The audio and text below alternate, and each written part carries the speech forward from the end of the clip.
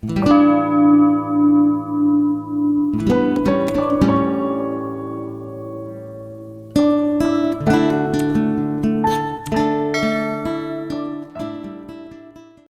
hari Minggu bagi kita semuanya. Bapak Yahweh memberkati. Amin. Pada pelajaran kali ini kita mengambil tema kejujuran yang menyelamatkan. Ya, kenapa dikatakan kejujuran yang menyelamatkan? Ada firman berkata, hendaklah ketulusan dan kejujuran mengawal aku. Mazmur 25 ayat 21. Kita buka dulu Mazmur 25 ayat 21. Sudah dapat Bapak Ibu Saudaraku yang terkasih? Amin. Kita baca bersama-sama Mazmur 25 ayat 21. Ketulusan dan kejujuran kiranya mengawal aku, sebab aku menanti-nantikan Engkau.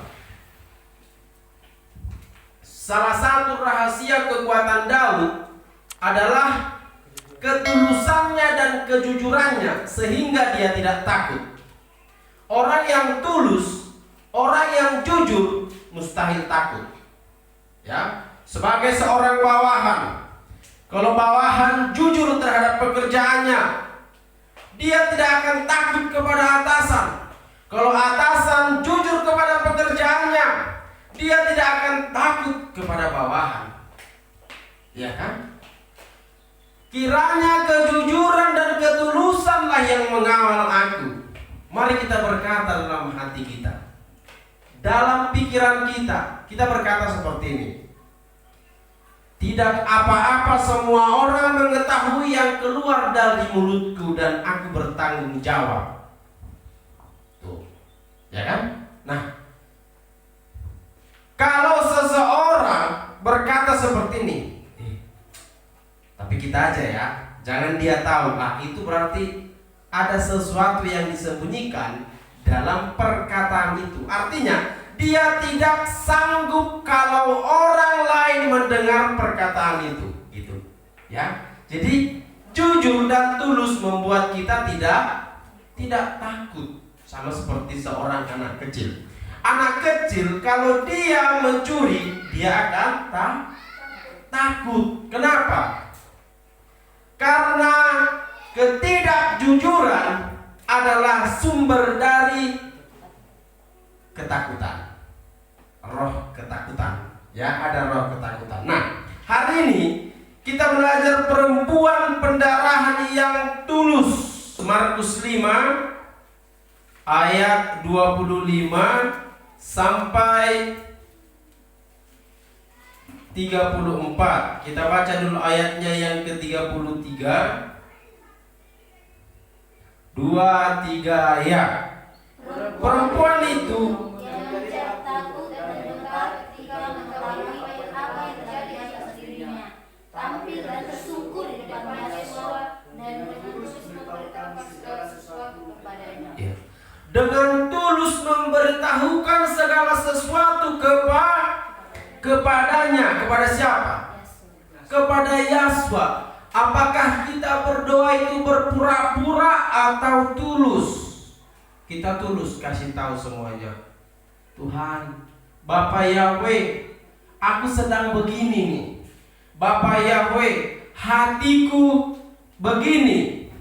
Tadi malam RF Sabat ya, kita telah belajar tentang bagaimana doa yang spesifik, doa yang terarah.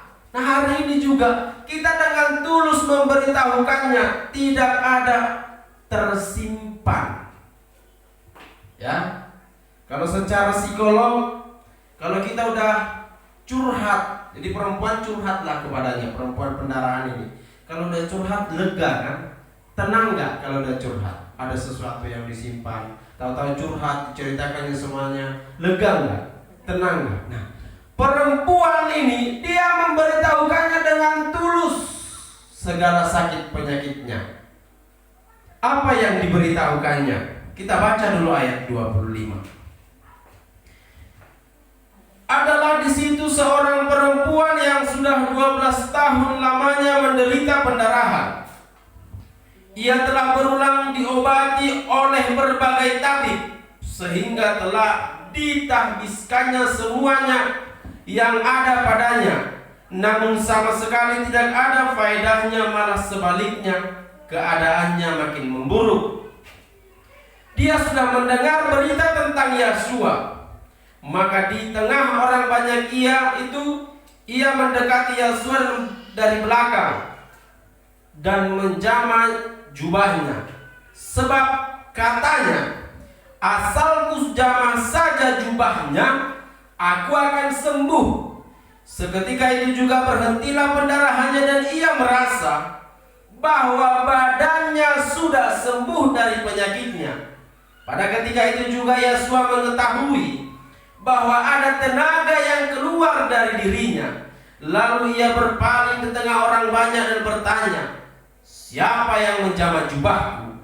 Murid-muridnya menjawab, kau melihat bagaimana orang-orang di sini berdesak-desakan dekatmu, dan engkau bertanya siapa yang menjamah aku? Lalu ia memandang sekelilingnya untuk melihat siapa yang telah melakukannya. Perempuan itu yang menjadi takut dan gemetar, tidak mengetahui apa yang telah terjadi atas dirinya, tampil dan tersungkur depan Yesua dengan tulus dan memberitahukan segala sesuatu kepadanya.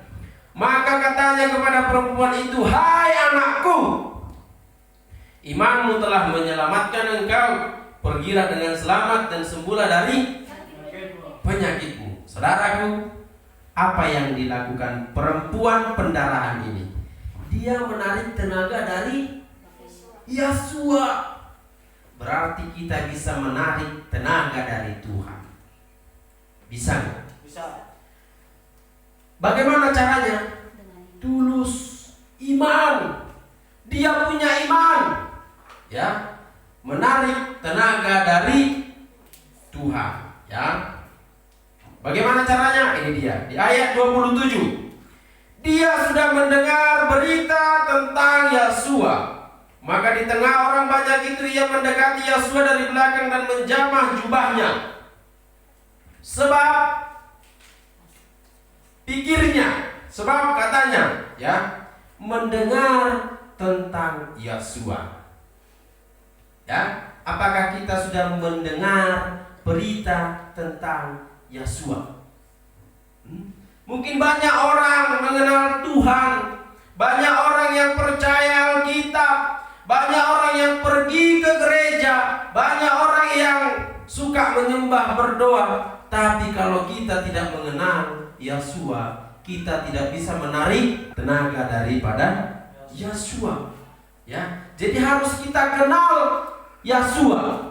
Caranya adalah harus mendengar berita tentang Yesua. Sekarang, saudara yang terkasih, bagaimana kita mengenal berita tentang Yesua? Bagaimana caranya kita mengenal berita tentang Yesua? Baca firman. Baca firman. Kalau hanya berdoa, saudaraku, kita nggak baca firman, kita asik berdoa, kita asik menyembah, bagus. Tapi harus dilengkapi dengan baca firman. Amin. Karena dari firman inilah, dari Alkitab inilah kita bisa mendengar tentang Yesua. Kalau kita sudah bisa mendengar tentang Yesua, kita sudah masuk kriteria menarik tenaga daripada Bapa Yahweh. Ya kan? Ayat selanjutnya apa lagi dikatakan di situ? Sebab katanya, asalku jamah saja jubahnya, aku akan sembuh. Berpikir, ya kan? Kenapa perempuan Samaria berkata, sebab ku jamah saja jubahnya akan sembuh? Kenapa? Kenapa? Kenapa dia berpikir seperti itu? Karena dia sudah tahu tentang Yesua. Karena di atas dikatakan dia sudah mendengar. Saya percaya dia tidak hanya mendengar, tapi dia juga menyelidiki. Tuh. Kenapa? Karena dia berpikir, dia kan sudah dengar Yesua itu begini. Lalu dia menyelidiki. Karena dia menyelidiki, iman, lalu dia percaya dalam hatinya, lalu berkata, asal ku jamah jubahnya, aku pasti sembuh. Ya, jadi yang pertama tadi mendengar tentang Yesua. Mari dengar tentang Yesua. Dari mana saja, asal dia berita tentang Yesua, coba dengar. Tonton di YouTube, lihat di Facebook, lihat di Twitter, Instagram. Coba cari yang bermakna tentang Yesua. Ya, jangan yang enggak, coba kita cari yang bermakna. Amin. Ya, setelah kita mengetahui tentang Yesua, mendengar tentang Yesua, mari kita selidiki. Kita baca lebih dalam lagi, kita gali tentang Yesua supaya kita mempunyai iman. Karena iman timbul dari pendengaran. Ya, yang lebih lengkapnya, iman timbul dari pengetahuan, pendengaran, pewahyuan. Tuh. Ya, iman kita bisa timbul karena kita tahu Alkitab. Ya. Kalau yang setengah-setengah, nanti kita bisa murtad. Iman yang setengah-setengah bisa murtad. Harus iman yang penuh. Ya, kita selidiki, kita cari tahu. Supaya apa? Supaya kita punya pengetahuan, pengenalan akan Elohim. Ya kan? Kalau kita udah punya pengenalan, firman katakan pengenalan akan Elohim adalah pengertian. Ya, kalau kita udah punya pengenalan akan Elohim, kita akan dibukakan pengertian. Amin. Lalu selanjutnya dikatakan seketika itu juga berhentilah pendarahannya dan ia merasa bahwa badannya sudah sembuh dari penyakitnya.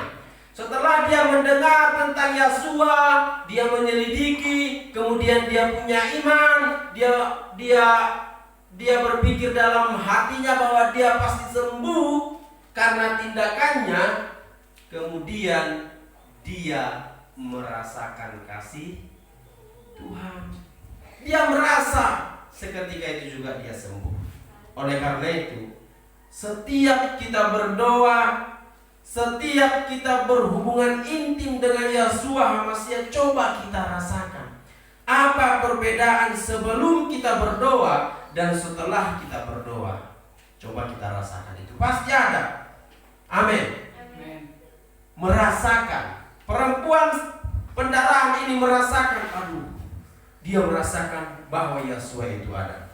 Ya, saudaraku, hanya orang-orang yang merasakan Yesua lah, hanya orang yang merasakan mujizat Bapa Yahweh lah yang bisa menceritakan tentang Tuhan kepada generasi penerusnya, kepada siapa saja yang ditemuinya. Kalau kita nggak merasakan, mustahil kita bisa berkata seperti ini Tuhan itu, mustahil.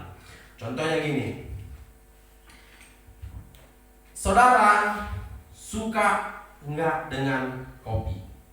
Siapa yang suka kopi? Suka. Apa? Jus suka atau apa yang disukai? Apa hobi saudara? Apa hobinya? Saudara bisa nggak menjelaskan enaknya hobi saudara, enaknya kesukaan saudara kepada orang lain dengan detail, dengan sejelas-jelasnya? Karena suka kopi, kopi itu enak. Kalau saya biasanya minum kopi saat saya sendirian, lalu timbullah ide-ide, bisa jadi. Karena apa? Karena dirasakan, ya kan? Dirasakan. Jadi marilah kita rasakan jamahan Bapa Yahweh. Asal ku jamah saja jubahnya, ya kan? Pada ketika itu juga Yesua mengetahui, ya, karena dia merasakan ada sesuatu yang menyembuhkan dirinya. Yesua mengetahui, ya. Yesua mengetahui apa? Ada keluar tenaga dari dalam dirinya. Mari kita lihat di sini hal yang paling menakjubkannya. Ya. Pada ketika itu juga Yesua mengetahui bahwa ada tenaga yang keluar dari dirinya, lalu ia berpaling di tengah orang banyak dan bertanya, "Siapa yang menjamah jubahku?" Jadi Yesua itu berjalan, dia punya jubah. Jadi yang dijamah sebenarnya jumbai. Itu ujung dari talitnya, bukan jubah kayak seperti destar itu ya, tapi jumbai, ya kan? Lalu murid-murid berkata seperti ini. Murid-muridnya menjawab, engkau melihat bagaimana orang ini berdesak-desakan denganmu, dan engkau bertanya siapa yang menjamah aku. Ya, kan banyak orang tuh. Waktu Yosua berjalan, banyak di sekelilingnya. Bayangkan, orang yang banyak di sekelilingnya, dia bertanya, siapa yang menjamah jubahku ini? Jumbai kan di bawah ini. Jumbai itu adanya di bawah. Ya. Kalau kita pikir-pikir, saudara berpikir, ada banyak orang, lalu kita berkata, siapa yang menyentuh aku? Apa pikiran saudara? Pasti, ya, siapa? Pasti banyak orang, ya kan? Tapi jamahannya adalah jamahan yang penuh makna. Kenapa saya bilang begitu? Perempuan pendarahan itu sulit berjalan di tengah orang banyak, tetapi dia berusaha. Saya yakin perempuan itu merangkak. Namanya menjamah jumbainya. Dia merangkak itu. Merangkak untuk menjamah jumbai Yosua Amasiah. Artinya bertindak, bergerak. Untuk menerima mujizat dari Bapa Yahweh, kita tidak cukup hanya diam aja. Untuk membuat keseimbangan sepeda tidak bisa hanya diam aja, tapi harus bergerak terus menerus. Ya, saat kita bergeraklah mujizat datang. Amin. Bergerak mulai dari sekarang. Amin. Jangan diam aja. Ya.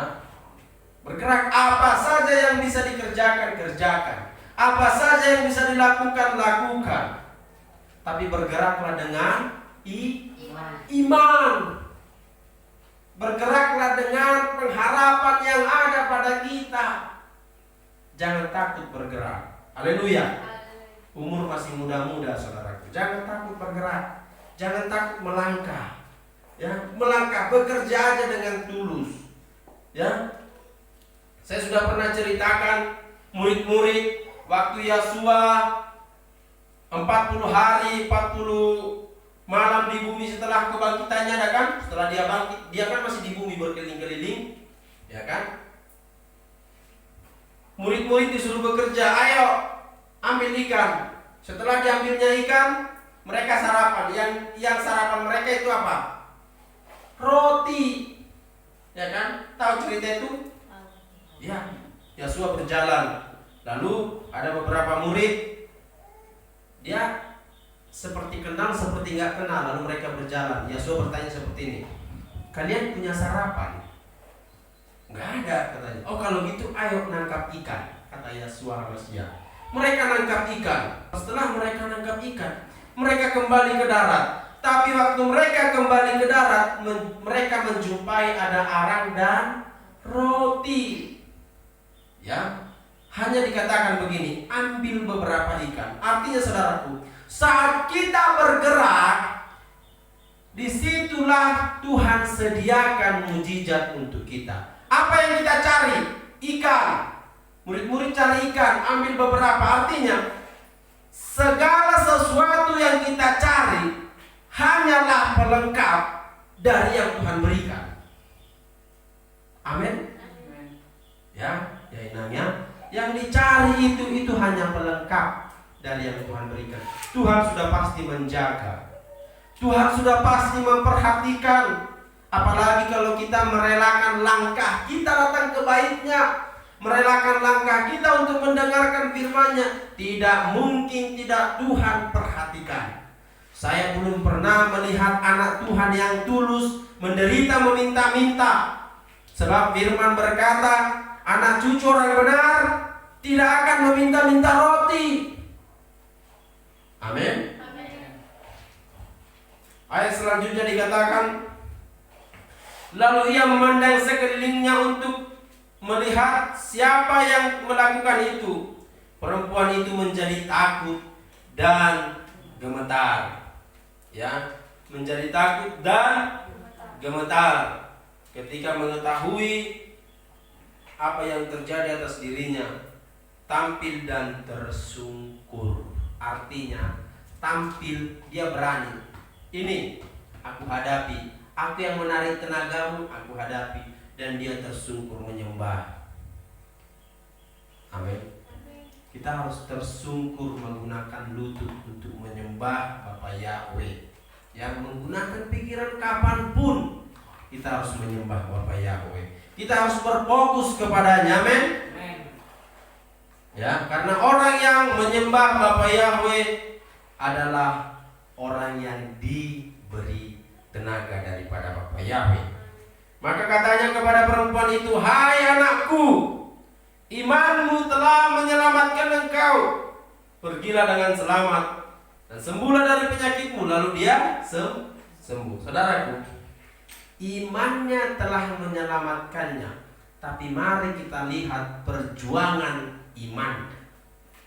Ya kan? Tidak seperti, "Oh, aku percaya kepada Yeshua Hamasya lalu kita sembuh." Enggak.